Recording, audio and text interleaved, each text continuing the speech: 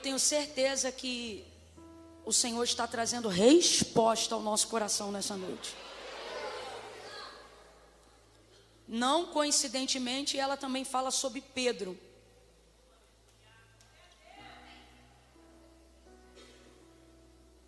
Versículo 31 em diante. Capítulo 22, versículo 31 em diante. Diz assim o texto: Simão, Simão, Satanás vos pediu para peneirar como trigo, mas eu roguei ao Pai por ti, para que não desfaleças a tua fé. Então, quando tu te converteres, deixa eu ver como é que está aqui nessa versão, está igual, mas eu roguei por ti, para que a tua fé não desfaleça, e tu, quando te converteres, fortalece os teus irmãos. E respondeu-lhe Pedro: Senhor, estou pronto a ir contigo para a prisão e para a morte. E tornou Jesus a dizer: digo-te, Pedro, que não cantará hoje o galo, antes que 3 vezes negues que me conhece. Somente até aqui, diga misericórdia. É, irmão, porque Deus está falando muito hoje, né? Diga amém por essa palavra. Amém. Senta dando glória a Deus aí. Glória a Deus. Glória a Deus. Você está no culto ouça, e no culto ouça nós temos porção dobrada de palavra. Quem tem ouvidos? Então aguenta mais um pouco aí para levar um pouco mais de lenha para a tua fogueira. Glória a Deus. O capítulo 22, ele tem como contexto, né, a celebração da última ceia, antes do Senhor Jesus ser capturado e, consequentemente, após isso, crucificado. Então, a gente está falando de um dos momentos finais do exercício ativo do ministério de Jesus aqui na terra antes da sua crucificação. Então, é um momento muito importante. Eu disse que é um momento? Não, eu não disse isso. Eu disse que é um momento muito importante. E por que ele é muito importante? Porque nessa última reunião de Jesus com seus discípulos, antes dessa captura e da crucificação, ele vai usar esse tempo para dar instruções muito importantes para os seus discípulos, porque eles vão ficar um intervalo sem a pessoa de Cristo no meio deles, sem o seu mestre. Isso vai abalar sua vida emocional, vai abalar sua vida física, seu psicológico. Você vai perceber que pós-Getsemane, os discípulos vão se dispersar. Pedro já foi pregado aqui, ele vai negar a Jesus, Judas vai trair, alguns vão se esconder de medo. Vai ser um período de trevas, um intervalo cabuloso, sinistro. E Jesus vai preparar seus discípulos, porque por mais que eles estejam maravilhados com tudo aquilo que eles estão aprendendo, tudo aquilo que eles estão vivendo na companhia do Senhor, a verdade é que eles têm pouco tempo de convivência com o Senhor, por mais intenso que esteja sendo esse discipulado. Então, Jesus quer fortalecer suas bases, quer ver como é que está a condição do seu discipulado ali, no tete a tete, no partir do pão, em comunhão. E esse momento é um momento muito marcante, é um momento muito especial, porque o Senhor Jesus vai celebrar essa ceia. E fazemos isso até hoje em memória dele. Agora pense, se para nós isso já é muito importante, sem dúvida, um dos ritos mais importantes da igreja, a celebração da ceia. Imagine poder participar de uma ceia onde o homenageado é também o celebrante. Eu não sei se você está entendendo, mas é tipo assim, ó. Imagine uma ceia na condição que você entende de culto. Aí imagine você indo para esse culto, que é a celebração da ceia, que a gente já compreende como um dia muito especial no calendário da igreja, um dia muito importante para a igreja. E aí imagine que você está indo para esse culto, e quem é o pregador da Santa Ceia? Jesus. E não não já sendo isso impressionante, ter ele como celebrante, ter ele como homenageado e ter ele como ministro. Imagine isso, traga aí a configuração que você entende de comunhão a partir de um culto. Imagine que ao invés de que eu estivesse pregando aqui, Jesus em pessoa, em carne, estivesse pregando a palavra da qual ele mesmo diz ser o verbo. Não, você está maluco, você não está nem conseguindo imaginar. É absurdo. E aí, para completar, como se isso já não fosse impressionante, ele vai começar a dar ali palavras que antecedem esse momento, preparando os seus discípulos. E mesmo sabendo que está chegando o pior momento da sua vida, na sua condição humana, sabendo que ele foi preparado para aquilo, mas aquilo não diminui o nível de dor e a intensidade de sofrimento que ele está para viver, ainda assim, ao terminar aquela cerimônia, ele vai cantar um hino. Gente, imagina um culto onde Jesus também é um ministro de louvor. Não, pelo amor de Deus, não me deixa ficar doida sozinho não, sozinha não. Não dá uma cara de sensato, de sensata não. Imagina você, acabou de tomar, comer do corpo através do pão, beber do sangue através do cálice, e aí esse momento acabou de acontecer e Jesus começa a cantar. Gente, pelo amor de Deus, pelo amor de Deus. É muito poder de Deus ou não é na concentração por metro quadrado? Eu não sei. Eu fico imaginando, e a gente imagina, porque o próprio Jesus, neste mesmo dia, fez uma promessa dizendo assim: olha, até que vocês estejam comigo. Agora não sou eu na mesa de vocês, são vocês na minha mesa. Até que vocês estejam comigo na minha mesa, eu não provarei mais do suco da vide. Gente, meu Deus, eu vou falar aqui de um jeito grosseiro, mas todo mundo vai entender. Gente, tem um vinho guardado só para o dia das bodas do Cordeiro. É muito forte. Então veja, tudo isso é um apontamento para aquilo que a gente vai viver, mas os discípulos estão tendo o privilégio de poder viver isso em tempo real, em carne, em sangue, em corpo, em matéria, físico, ali na hora. Isso é maravilhoso. Quem conseguiu imaginar a cena aqui comigo, diga glória a Deus. Pronto, contextualizei para você o cenário. Agora imagine, um cenário como esse, se um culto como esse, oferecido por nós, pecadores que são apresentados por Jesus como irrepreensíveis diante de Deus, mas ainda assim, nós, né? Porque nós estamos aqui, ele está recebendo esse culto por nós, porém, apesar de nós. Porque se dependesse só de nós, ele matava todo mundo aqui. Não sobrava um. Camila, fala por você, alecrim dourado. Vou pedir para Deus te recolher essa noite ainda então. Né? Isso aqui é graça, é sangue de Jesus, é bondade, é misericórdia. Então imagine, se nessa perspectiva, que por mais extraordinária que seja, ainda é limitada, imagine numa perspectiva humana, física, literal, em tempo real. Irmão, tem como um culto desse do capítulo 22, tem como uma ceia dessa do capítulo 22, tem como ser ruim? Tem como ser ruim, gente? Não, tem gente que está na dúvida, é porque você ainda não conhece Jesus. Eu vou perguntar para quem já conhece. Tem como ser ruim? É impossível. Esse aqui é sem dúvida um dos pontos altos do ministério de todos esses discípulos. Sem dúvida nenhuma. Imagine poder olhar diretamente no olhar de Jesus de Nazaré e sentir todo o perdão, toda a ternura, toda a compaixão, toda a misericórdia. Esquece! É incrível, é maravilhoso. Então, não tem como ser ruim. Não tem como ser ruim. Agora eu vou fazer uma segunda pergunta. Como é que depois de um culto desse, e aí eu estou usando o culto para usar o contexto do nosso entendimento aqui.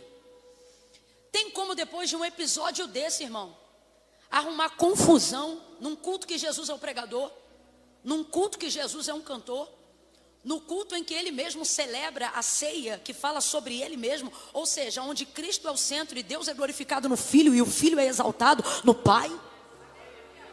É extraordinário, é maravilhoso. Só que sabe o que vai acontecer?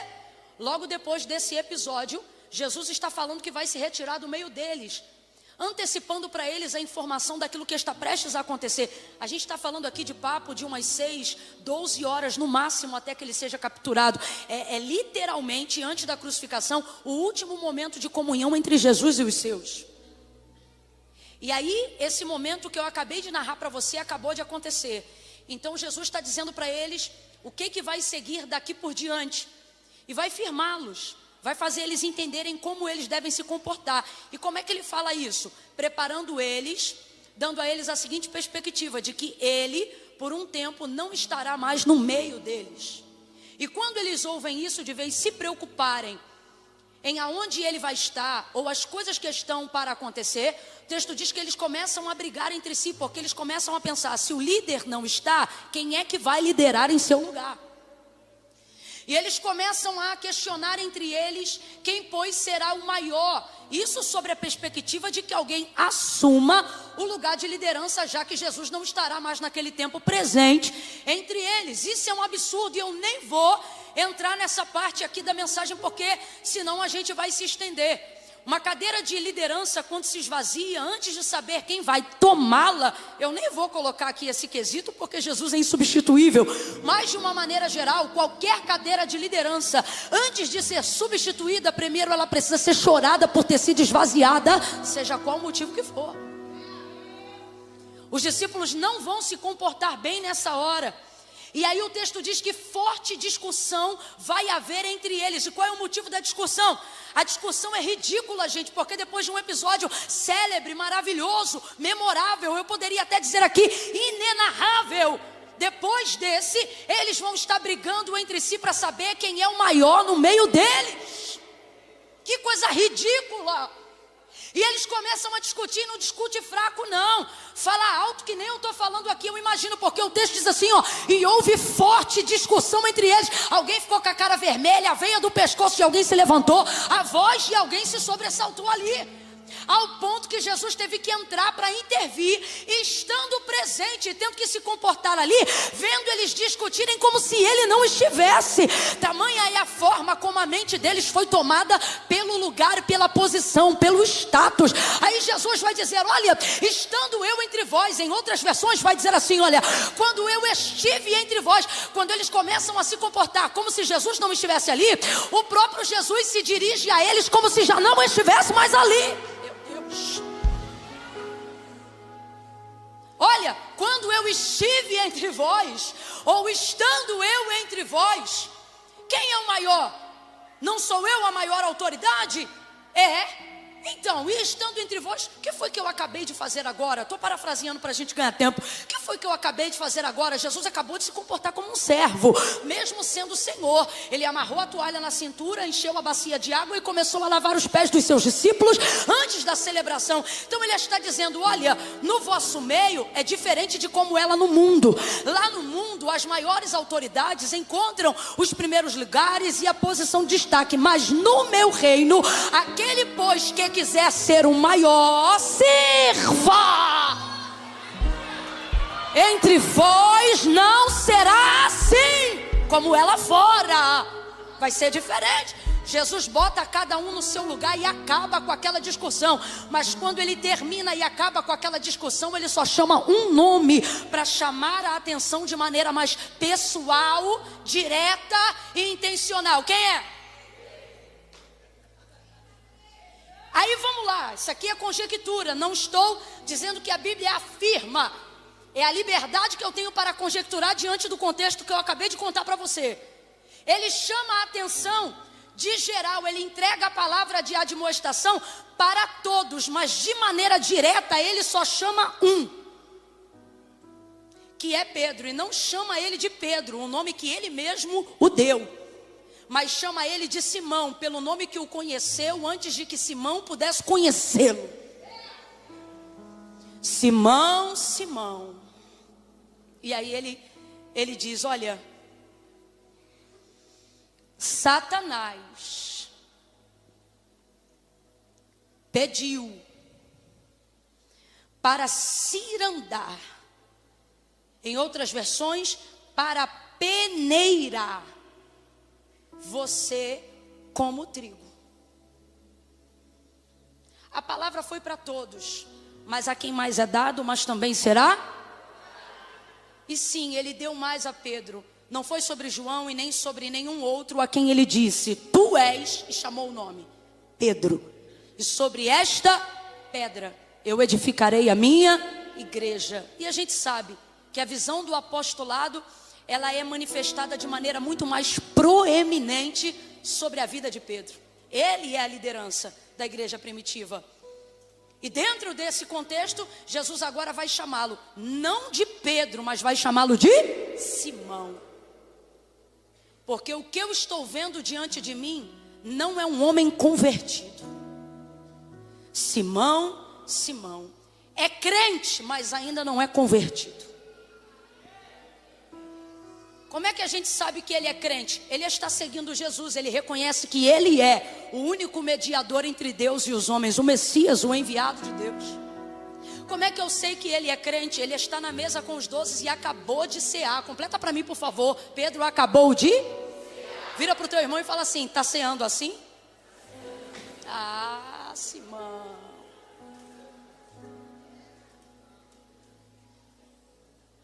Não sou eu que estou inventando, gente. Olha a narrativa de Jesus com Pedro. Simão, Simão, Satanás te pediu para peneirar como trigo, mas eu roguei por ti, para que não desfaleças a tua fé. Então quando tu te converteres, então responda para mim aí com inteligência: está convertido? Já sofreu todo o processo de metanoia? Mas não é isso que o desabilita a caminhar com Jesus. Ué, Camila, quem não é convertido então tem que ir embora. Não, quem é convertido é que tem que... Quem não é convertido é que tem que permanecer até que se converta. Então, há uma perspectiva de Jesus muito clara sobre Pedro. Ainda não é, mas vai ficar. Ainda não está, mas vai ser. Aleluia. Há uma palavra de esperança aqui para alguém que pensa: Camila, eu congrego há anos, mas não estou conseguindo me firmar. Camila, eu me sinto muitas vezes como o apóstolo Paulo, o miserável homem que habita em mim me humilha. Eu vivo no looping de consciência da culpa do meu pecado, das coisas que faço e não quero fazer, das coisas que planejo fazer para a glória de Deus, mas não consigo fazer. Eu me dirijo agora a um grupo de crentes que andam revoltados consigo próprio, maravilhados com a glória de Deus, mas constrangidos de cultuarem no seu altar, constrangidos de fazerem com Deus um propósito, constrangidos de retornarem ao lugar da oração, constrangidos de entregar oferta de sacrifício, de louvor a Deus. Por quê? Porque perceberam a miserabilidade que habita no homem que há em você. Mas este mesmo homem, e agora eu falo do apóstolo Paulo, que disse isso, ele também vai terminar uma das suas cartas mais importantes dizendo: combati o bom combate. Ele não vai dizer eu venci, ele não vai dizer eu ganhei, preste atenção, ele vai dizer combati. Então eu percebo que ele foi até o terceiro céu, ele ouviu coisas inefáveis, das quais mesmo sendo poliglota, não conseguia reproduzir aquilo que ele ouviu, de tão maravilhado foi o que ele ouviu. Ele vai dizer pra gente o que o ouvido não ouviu, o que o olho não viu, o que jamais subiu ao coração do homem, são as coisas que eu pude sentir. Ele vai dizer: eu fui arrebatado em espírito. Na verdade eu não sei se no corpo ou se fora do corpo. Este mesmo homem vai dizer: o bem que quero fazer eu não faço, mas o mal que eu não quero, esse eu faço. Miserável homem que sou, quem me livrará do corpo desta morte? Mas ele não vai dizer eu desisto, ele não vai dizer eu não presto, ele não vai dizer para mim não dá, ele não vai dizer eu não tenho jeito, ele vai dizer: mas graças dou a Jesus Cristo, o nosso Senhor e Salvador. Este mesmo Paulo não vai se entregar à depressão, não vai se entregar à ignomínia, ele não vai se entregar à vergonha, ele não vai se entregar à autocomiseração, ele vai ter uma consciência clara de que sim, é culpado, de que sim, precisa de conversão, de que sim, precisa de libertação, de que sim, ele precisa orar constantemente, mas ele nunca vai dizer eu desisto. Ele vai terminar os últimos dias da sua vida não dizendo eu venci, nem dizendo eu perdi, mas vai terminar dizendo eu não parei de combater. Combati. Eu estou sentindo a graça de Deus aqui. Tem alguém aqui que está ouvindo e está dizendo: Camila, se Pedro passou por isso, eu não sou melhor do que ele. Você pode não ser melhor, mas também não é pior. Deus está dizendo: a vitória não está no orgulho de querer dizer eu venci, para mostrar à sociedade o quão incrível você é. A vitória está em conviver com a humilhação de você saber quem nunca será, e mesmo assim não desistir de continuar lutando para ser a melhor pessoa que você pode ser, para a glória de Deus. Quem está me entendendo aí, diga amém. Você quer mostrar para mim, para Deus, para a igreja, que é nobre ao perceber que ainda não venceu alguma área da sua vida, e então recuar e se retirar da mesa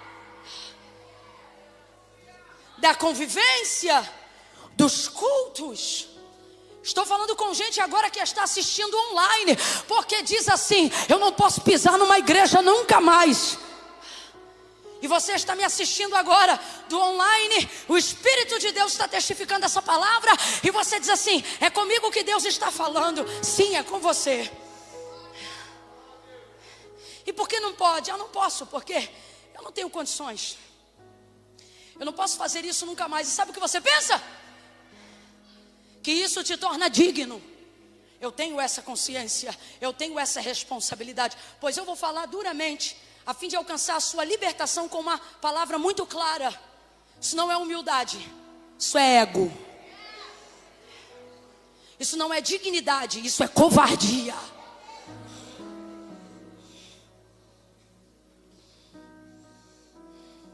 Simão. E agora eu volto para Pedro, para a gente poder entender essa narrativa aqui. Simão, Satanás te pediu para peneirar como trigo. Eu quero que você entenda algo que fica mais explícito quando você tem a oportunidade de meditar em Mateus capítulo de número 13. Eu disse Mateus capítulo? Vamos de novo, eu disse Mateus capítulo? Em casa você vai ver melhor. Mateus capítulo 13, a partir do versículo 24 em diante. Qual foi o capítulo que eu disse? De qual livro? Jesus vai dizer assim em um outro momento, que não este que eu estou pregando agora.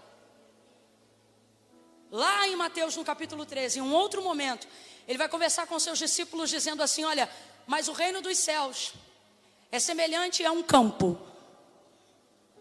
aonde o dono do campo mandou os seus servos semearem a boa semente. E o que é a boa semente? A boa semente é o trigo. Completa aí para mim, por favor, se você já me ouviu. Qual é a boa semente? É o trigo. E aí o dono do campo, o dono da terra, entrega aos seus servos, a boa semente. Ele diz assim: vai lá, pode semear a boa semente. Então os servos agora vão passar aquele dia trabalhando no campo do seu Senhor. E eles começam a semear aquela semente. Isso é uma parábola que Jesus está contando acerca de como é e deve ser visto o seu reino aqui na terra pelos seus. E aí ele vai dizer assim: então os servos pegam a boa semente. Qual é a boa semente? Pegam a boa semente, vão ao campo e começam a semear a boa semente, que é o trigo. Depois de um dia inteiro de trabalho, é natural a pessoa se cansar. E o texto vai dizer que chegada a noite, todos dormiram. Eles dormiram. Então os servos terminaram o trabalho, plantaram a boa semente no campo do seu Senhor, mas à noite todos dormiram. Não diferente da parábola das virgens, Mateus capítulo de número 25, o sono fala do nível de impotência ou da morte, a qual todos nós de uma maneira ou de outra estamos fadados. E é por isso que eu gosto do termo impotência, ainda mais do que a morte, porque existem momentos na sua vida que você vai dormir mesmo vivo. Áreas que não importa o quanto você tenha ou quem você seja, você será impedido de agir, porque o sono é para todos. Então, agora todos dormiram, diz o texto. E aí Jesus continua a parábola e ele diz assim, olha, que enquanto eles dormiam durante a noite, o inimigo veio. Quem veio? O inimigo veio, e naquele campo que havia sido acabado de ser arado, aterrado, aplainado e semeado para a boa semente, que é o trigo, o inimigo ele entra enquanto eles dormem, trazendo outra semente consigo. Se a boa semente é o trigo, a semente que não é boa trazida pelo inimigo é chamada de joio. Aí vem então o inimigo e semeia o joio, aonde eles já haviam semeado o trigo. Se aproveitando do mesmo lugar, se aproveitando da mesma logística. Aí eles vão lá, o inimigo vai lá e semeia o joio. Quando eles acordam pela manhã, como isso é uma história, é uma parábola, quando eles levantam pela manhã, eles percebem que o joio está crescendo junto com o trigo. Eles vão correndo à casa do Senhor, ao dono do campo. E eles batem na porta do dono da casa e do dono do campo e dizem, Senhor, Senhor. O Senhor abre, o que foi? Qual foi a semente que o Senhor nos deu para semear? Ele diz, ora, eu dei para vocês a boa semente, que é o... Mas então agora, como é que está nascendo o joio lá no meio do trigo? O Senhor quer que nós vamos lá agora e arranquemos o joio de lá. E aí o Senhor vai dizer, e tem um ponto de exclamação no texto. Ele vai dizer assim, não! É bem imperativo. Não. Porque há de ser a instrução que o Senhor do campo, o dono da terra, vai dar aos servos. Há de ser que na tentativa de arrancar o joio, vocês também vão levar com ele o trigo. E ele, na condição de agricultor, não quer perder o trigo. Por quê? Porque o trigo é a boa semente. Falando no campo da agricultura, por que o trigo é a boa semente? Porque você planta uma semente de trigo e se ela te der pouco, ela vai te dar uma espiga com umas 30 sementes. Se ela der pouco. Se ela der um pouco mais, ela vai dar 60. Agora acredite, na maioria das vezes, uma única semente de trigo pode fazer abrir no galho de trigo até 3 espigas, fazendo prosperar uma semente, trazendo de volta 100. Por isso o texto vai dizer 30, 60 e 100 por um. Se uma semente de trigo, uma semente, por favor, acompanhe comigo. Se uma semente de trigo, ela tem a capacidade de trazer 30 sementes de volta para o agricultor, ele já diz logo de cara, não mexa com o joio. Por quê? Porque o que o joio traz? Joio. Então que diferença vai ter se você, para arrancar o joio, arrancar também o trigo? Quem perdeu o joio não perdeu nada. Mas se você perder um ramo de trigo, você já perdeu 30 sementes, no mínimo.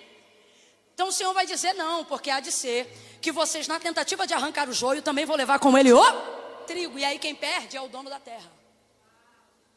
Então não toca no joio, não mexe no joio, deixe que eles cresçam juntos. Quem lembra? Deixe que eles cresçam.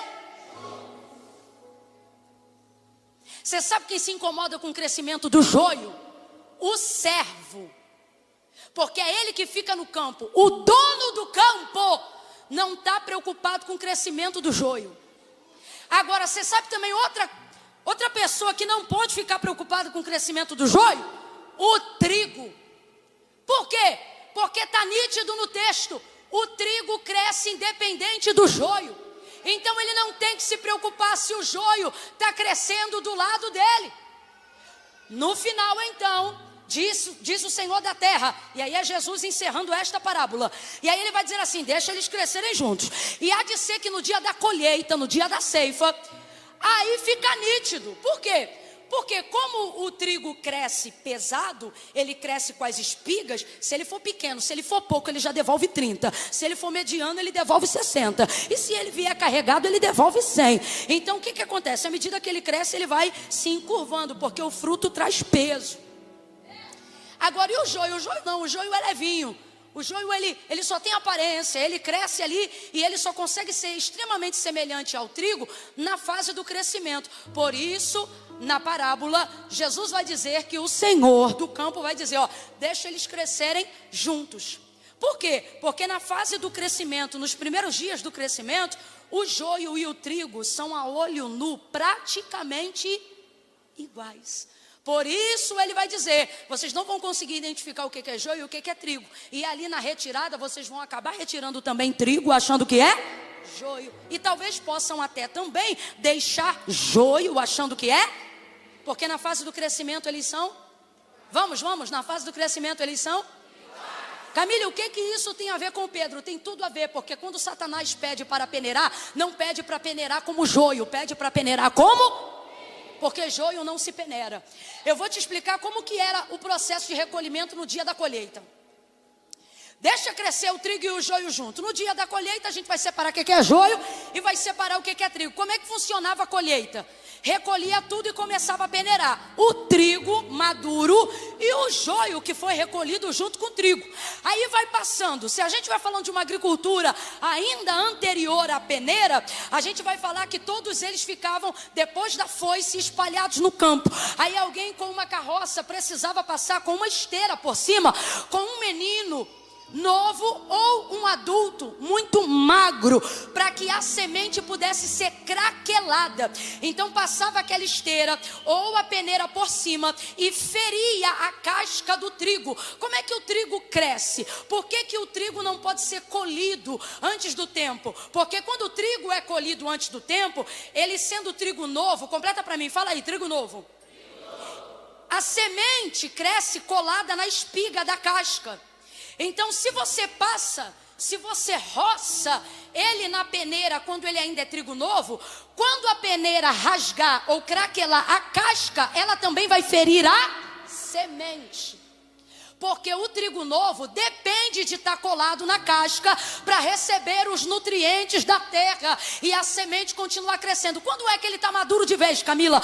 Quando a semente já não está mais colada está totalmente solto. Aí a peneira vem, roça na casca da espiga do trigo, aquele raminho de trigo, roça nele, machuca ela, e aí quem sai dali? A semente. Ela não é ferida, porque a semente já estava solta da casca. Isso é trigo maduro. Quem está me ouvindo, diga amém.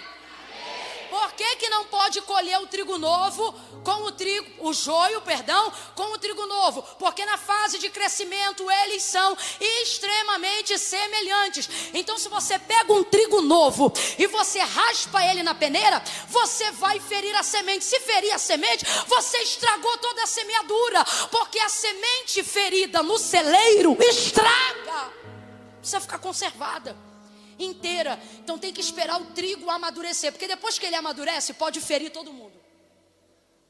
Depois que ele amadurece, pode roçar ele na peneira. Depois que ele amadurece, pode peneirar ele junto com o joio, junto com o trigo novo, junto com o que for. Por quê?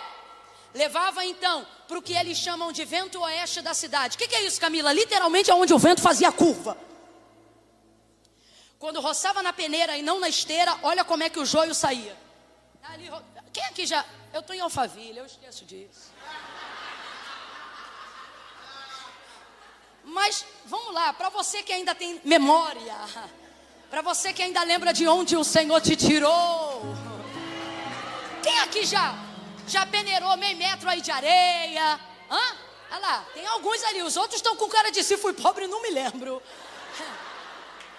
Funcionava assim então. Colocava ali, peneirava o trigo e o joio, tudo junto, cortou geral, bota ali. Como é que separava? Ficava no lugar onde o vento passa, na direção que dava para o vento oeste. Por quê? Porque o vento oeste era constante, passava o tempo todo.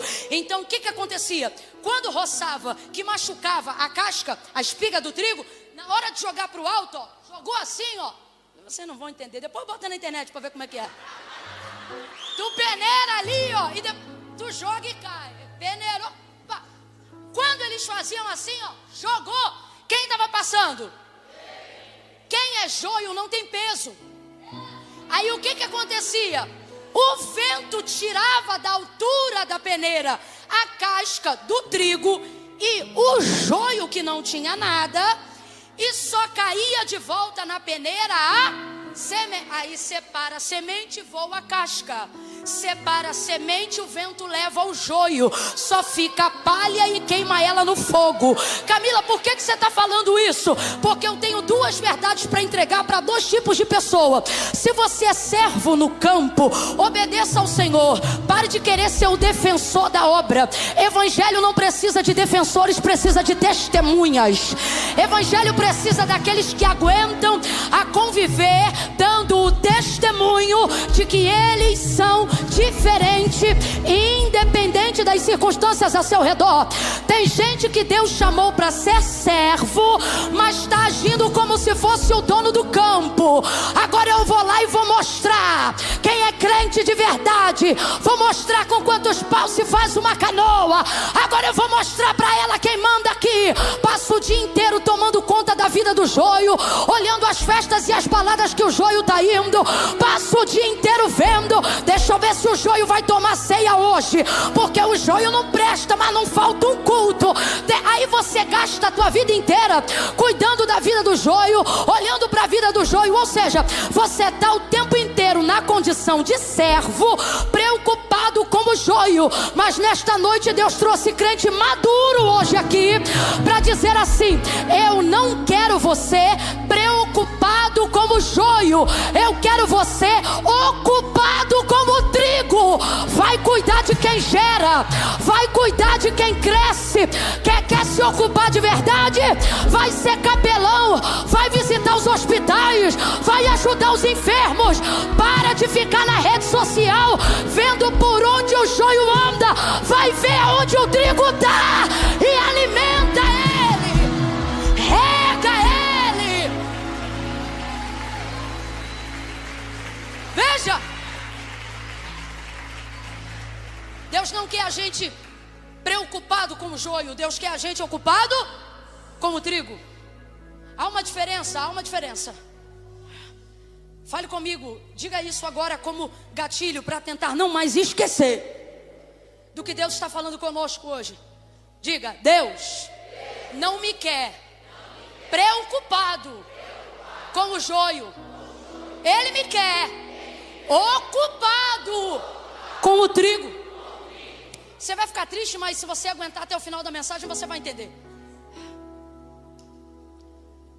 Tem gente que já está me ouvindo dizendo assim: Camila, tadinho do joio. Eu já quero dizer para você de antemão: quem semeou o joio foi o inimigo. Olha para cá. Aguenta até o final que você vai repreender essa murmuração da tua mente achando que eu sou religiosa severa. Aguenta até o final. Não, Camila, mas alguém tem que velar pelo joio. Eu já vou voltar novamente na parábola e eu encerro no texto que eu abri. Irmão, o joio quem semeou foi o inimigo. A quem pertence o joio? Escute isso. Quando os servos vão lá e falam: ô Senhor, que semente o Senhor me deu? Eu dei a boa semente, mas tem uma outra semente ruim crescendo lá. Essa daí quem semeou foi o inimigo. A Bíblia diz que aquilo que o homem plantar, isso ele colherá.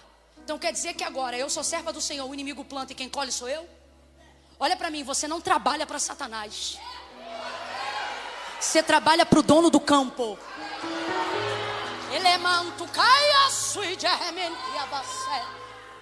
Tem gente que já está começando a ficar com raiva. Aguenta até o final. Também se não aguenta, vai-te embora.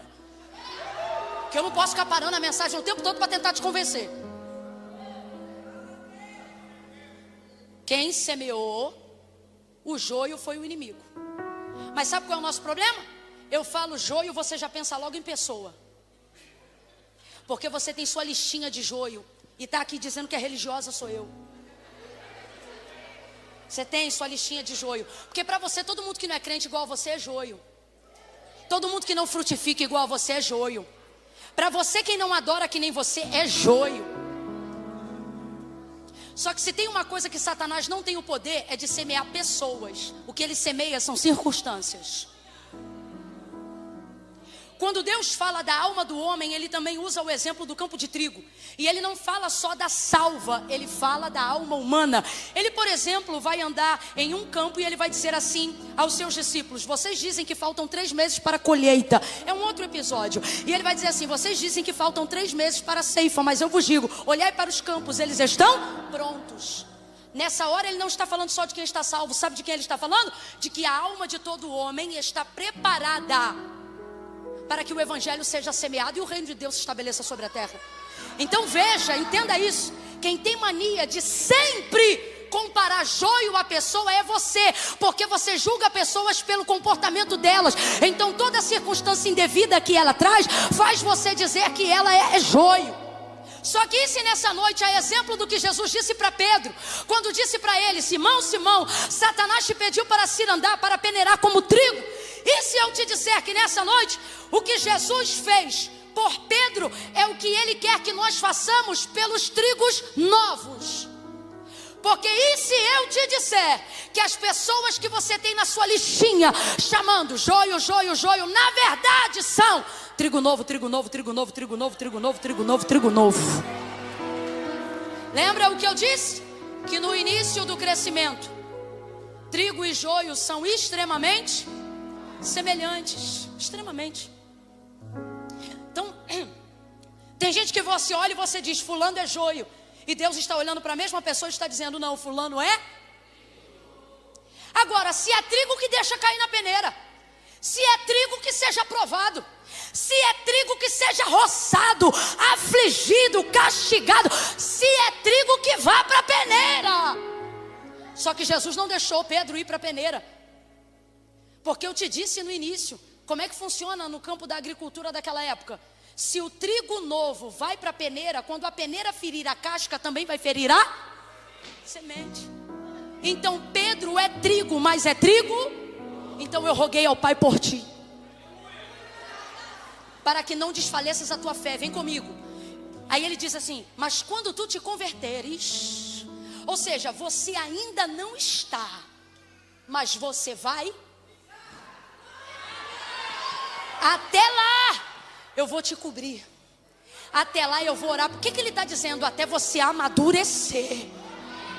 Quando a semente soltar da casca, recalar sobre ramancho. Ei! Quando você não depender mais da terra, quando você entender que homem nenhum e nem demônio nenhum tem o poder de tirar mais nada de você. Por quê, Camila? Porque quem já morreu para o mundo e vive para Cristo não teme perder nada. E por que não teme? O que é que vão tirar de quem já entregou tudo? O que é que vão tirar de quem já deu tudo? Eu vou te dar um exemplo de trigo maduro. Trigo maduro? Jó é trigo maduro. Tens tu visto meu servo Jó? Não há nessa terra homem reto, íntegro, temente e desviado do mal como meu servo Jó. Ah, mas também teme Jó, Deus, em vão. Ele não está aí coberto de circunstância ou desgraçado vindo semear joio na vida de Jó, que é trigo. Ele está aí cercado de debalde. O Senhor transborda ele para todos os lados. Deixa eu tirar o que ele tem, deixa eu tocar em tudo que ele tem para o Senhor ver quem ele é. Só que ninguém diz para Deus quem eu sou. Ninguém diz para Deus quem você é. Deus sabe quem você é. E lhe digo mais, no contexto de Jó, no capítulo 2, Deus vai dizer que é Satanás que instiga Deus. Mas na verdade no capítulo 1 é o desgraçado que aparece na reunião dos filhos de Deus. E ele só aparece, quem puxa assunto com ele é Deus. Por quê? Porque aonde Deus fala, Satanás só responde se ele for consultado. E aí Deus vai dizer assim: tens tu visto meu servo Jó? E aí eu te pergunto, se no capítulo 1 é Deus que deixa ele chegar, por que é que no 2 ele diz que é Satanás que instiga? Porque na verdade o que ele está dizendo é: deixa ele pensar que ele está no controle para fazer o que ele quer, mas isso aqui não saiu do meu controle em nenhum momento. Aí ele vai chamar o inimigo para dar testemunho de Jó. Quem vai exibir Jó é Deus. Quem vai falar de Jó é Deus. Quem vai colocar Jó em posição de destaque, vulnerável para que o inimigo veja, é Deus. Por quê? Porque Deus não quer dar testemunho de Jó. Deus quer dar testemunho do seu poder. E Deus só pode fazer isso com quem está solto da casca. E Deus sabe que Jó é maduro. Aí ele vai dizer: tens tu visto meu servo Jó? Não há nessa terra homem reto, íntegro, temente, desviado do mal como meu servo Jó. Ah, mas tu dá tudo para ele? Deixa eu tirar o que ele tem e tu vai ver quem ele é. Na hora Deus diz assim: vai lá e toque em tudo. Vai lá e toque em tudo que ele tem. Em um único dia, Satanás toca em tudo que ele tinha. E em um único dia, o homem que tinha tudo agora não tem mais nada. Esse homem se curva diante de toda a perda. E ele diz: não saí do ventre da minha mãe, não voltarei para lá. O Senhor deu, o Senhor tirou. Só que isso aqui é maturidade. Aqui, ó. O Senhor deu, o Senhor tirou. Vamos ser honestos aqui? Quem deu foi Deus, não foi? Mas quem foi lá e tirou? O diabo. Só que Jó não reconhece a autoridade do diabo na vida dele. Só reconhece a autoridade do eterno na vida dele. Então o que ele entende? Que se o diabo está tirando foi porque Deus deixou. Satanás só fala no capítulo 1 e 2 do livro de Jó. Nós temos mais 42 capítulos e ele não fala em mais capítulo nenhum. E quem calou a boca dele? Não foi Deus, foi Jó. Tu acredita? É sério. Diferente de Jesus na tentação do deserto, que por exemplo disse: vai-te, Satanás. Aqui Deus não precisou mandar. Deus não precisou mandar o diabo embora da vida de Jó. E quem se encarregou de fazer isso? Camila, Jó. E como foi que ele fez isso? Quando ele deu o crédito de tudo que ele vivia, mesmo sendo ruim, para Deus. No momento em que ele está com cacos de telha, já com úlceras, porque Satanás volta a Deus e diz: pele pela pele, vida pela vida, e tudo que o homem tem pela sua vida ele dará. Posso tocar nele? Deus diz: pode tocar nele, só não pode tirar a vida. Aí Satanás volta, cobre ele de enfermidade. Nessa hora até a mulher de Jó já está fora do juízo, e ela diz assim: tu ainda temes a esse Deus? Pega como último fôlego de vida, amaldiçoa ele e morre. Ou seja, morre com orgulho, morre com brilho, morre com dignidade. Aí ele diz: você fala como uma louca. Eu aceitaria de Deus o bem e não aceitaria o mal. Deus me deu, Deus tomou. Bendito seja o nome do Senhor. E Satanás, nunca mais Satanás aparece na história da vida de Jó. Por quê?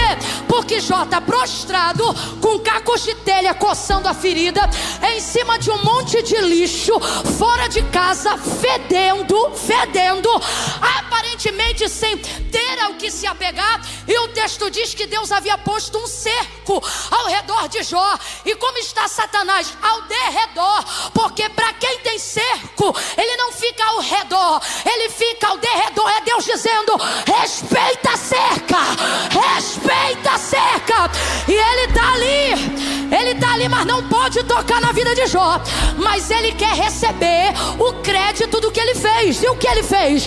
Ele destruiu, ele derrubou casa, ele acabou com um monte de coisa.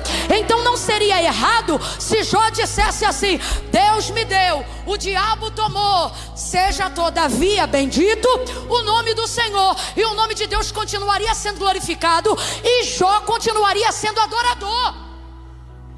Você está entendendo isso aqui? Se Jó dissesse assim: Deus me deu, o diabo tomou, todavia sou fiel, bendito seja o nome do Senhor, ele continuaria sendo um homem fiel, ele continuaria sendo um adorador, e Deus continuaria sendo glorificado e testemunhado na vida de Jó. Só que quando é que ele arrebenta as pernas de Satanás? Quando Satanás está ao derredor, dizendo, ouvindo ele dizer: Deus deu, e parece que eu vejo o inimigo ao derredor dizendo assim: ele deu, mas eu tirei. Falei, quem tirou? Ele deu, mas eu arrebentei com tudo. Falei, como eu arrebentei? Não, tudo bem, quer dar glória para Deus? Dá. Mas dê aí meu crédito, diga aí o que eu fiz na tua vida. E o cara está no nível mais alto de adoração que o homem pode chegar. Quando? O nível que ele só quer Deus e mais nada. O nível que ele não quer Deus e porta aberta. Não é Deus e saúde, não é Deus e vitória, não é Deus e cura. De uma pessoa assim, Satanás tira tudo não tirando nada. Aí ele diz: Deus deu. E o inimigo: tá, mas e aí, eu tomei. E ele diz assim: e Deus tomou. É um dos episódios raros da Bíblia em que Satanás não é expulso. Eu vou falar de um jeito aqui, talvez você entenda melhor. Ele não veio porque foi chamado, também não saiu porque foi expulso. É um dos episódios raros da Bíblia que ele sai porque não tem mais nada. Eu vou mais além. Se eu pudesse liberar uma palavra profética agora, o que eu diria para você é: deixe o diabo sem graça. ele vai ter que sair, porque não tem mais ambiente que lhe dê crédito para ele ficar. Tudo que acontece de bom na vida desse cara é Deus, e tudo que acontece de ruim na vida desse cara é Deus. Eu vou ficar aqui fazendo o que se ele não reconhece a realidade do meu trabalhar? Foi-se embora. E depois segue só Deus e Jó. Aí eu te digo, quem é Jó? Trigo maduro. Responda para mim, para a gente encerrar junto. Quem é Jó? Quem é Jó? Pode tocar na casca, pode ferir a casca, porque a semente, que é a alma dele, não está mais atrelada à casca. Camila, como é que a gente sabe disso? Eu estou usando uma linguagem poética, mas você está entendendo, não está? Sim ou não? Amém ou não amém? Não vai ferir ele, por que não? Porque ele é maduro. Então sua alma não está mais atrelada às necessidades do seu corpo. Logo, seu corpo não está mais atrelado às necessidades da terra. Há coisas que são necessárias para seres humanos inseguros, estressados. Jó já está em outro nível. Isso é um trigo maduro. Como é que a gente sabe disso? Porque o texto diz que no capítulo 42, ele vai orar a Deus para que Deus abençoe os seus amigos. Por quê? Porque ele continua crendo em Deus, mas não está esperando receber mais nada de Deus.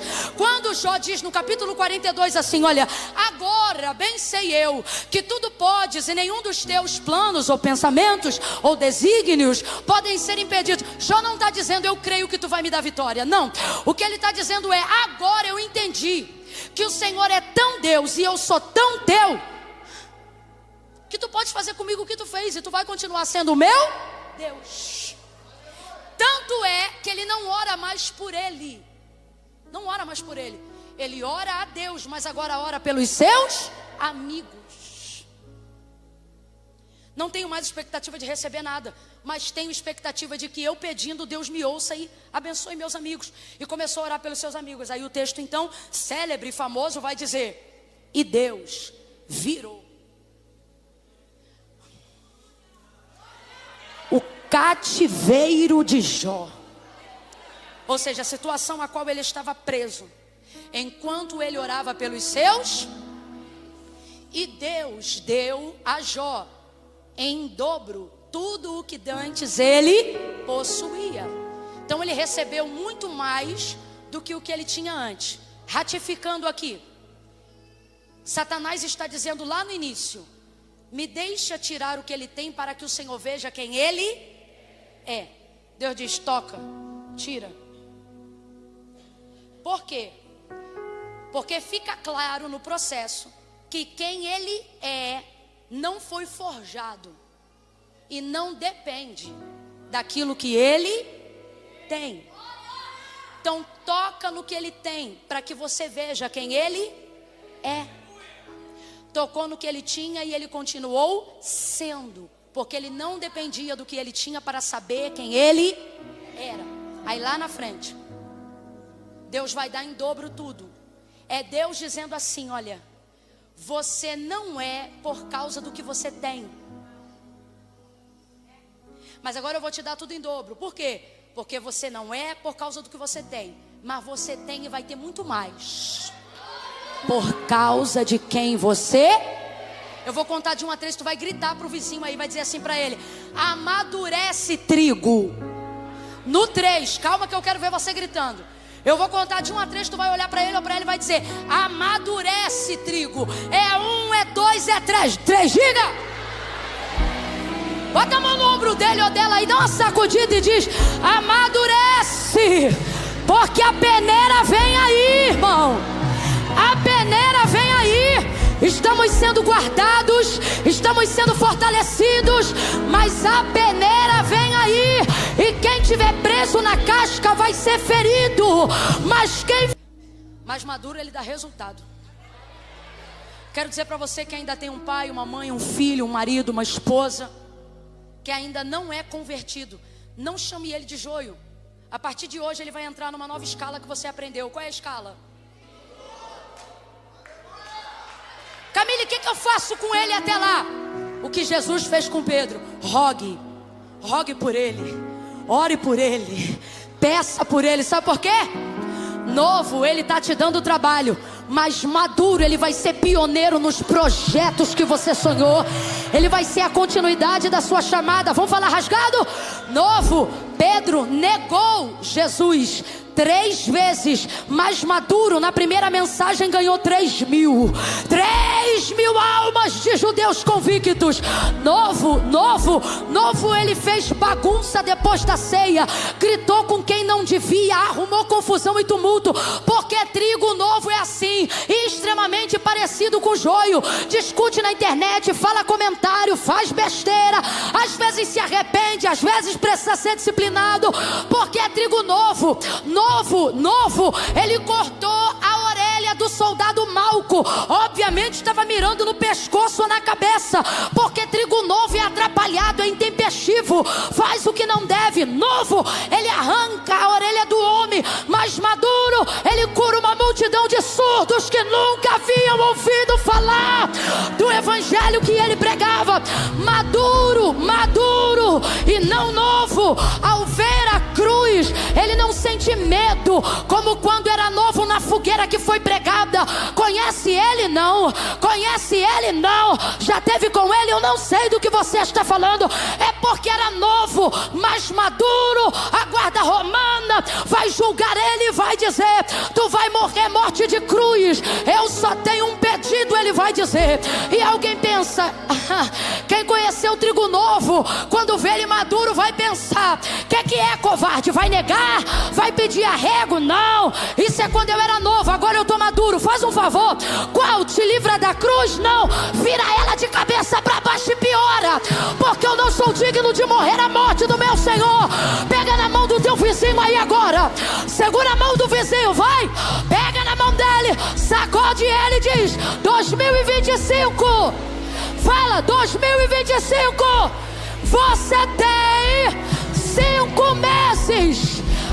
Solta da casca, sacode ele até ele ficar de pé, coloca ele de pé, solta da casca, amadurece, porque maduro você dá resultado.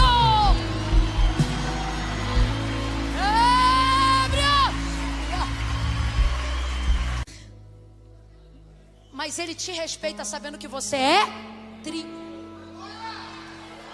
Aqui, joio ele não pede para peneirar, porque o joio é dele, é a semente do inimigo. Sabe por que você está vivendo essa circunstância? Porque você é trigo. Porque se você fosse joio, você estava na mão do capeta. Então, qual é a sua responsabilidade daqui para dezembro? Dedicar-se ao seu amadurecimento, valorizar a cobertura que estão fazendo a seu respeito, o investimento, seja seu pastor, sua mãe, seu pai, a igreja local onde você congrega. Cabe a você honrar o investimento. E Jesus, Camila? Jesus vai proteger o investimento, porque são 3 anos e meio semeando. Tu acha que agora ele vai deixar ele cair na peneira antes de tudo e acabar com o início da igreja primitiva?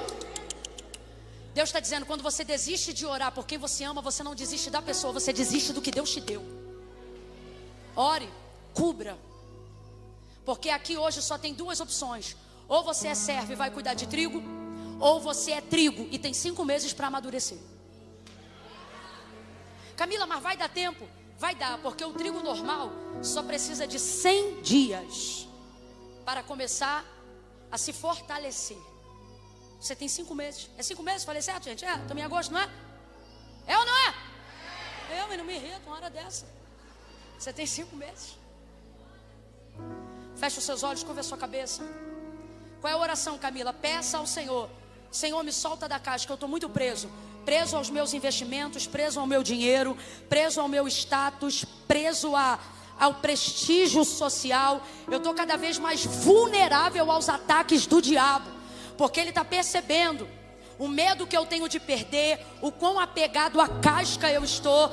E eu não quero, Senhor, ficar vulnerável dessa maneira. Como tu fizeste por Pedro, eu peço agora que o Senhor faça por mim diante do Pai nosso que está no céu. Me ajuda, coloca em mim um senso de urgência para me desapegar das coisas terrenas, para estar pronto, para que a prova não venha sobre mim quando eu não estiver pronto para superá-la. Eu não quero me tornar amarga com a perda. Eu não quero me tornar um desistente diante da prova ou da tribulação, mas eu quero honrar o investimento das orações, da palavra que tem sido semeada, dos cultos que eu tenho frequentado, dos louvores que eu tenho cantado. Senhor, eu não quero ser queimado como a palha, mas eu quero, Senhor, Senhor, eu quero ser batizado com fogo. Eu quero estar pronto para ser renovado de dentro para fora. Me solta da casca. Vamos, ore.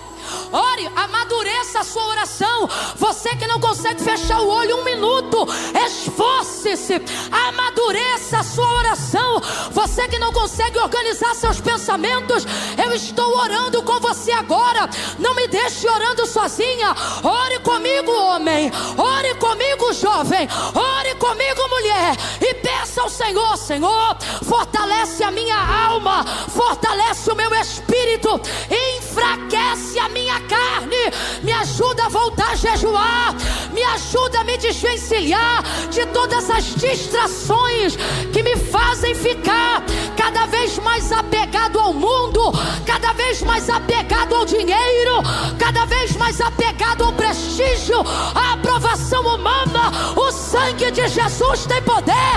Eu não quero ficar embaraçado como joio, atrapalhado como joio.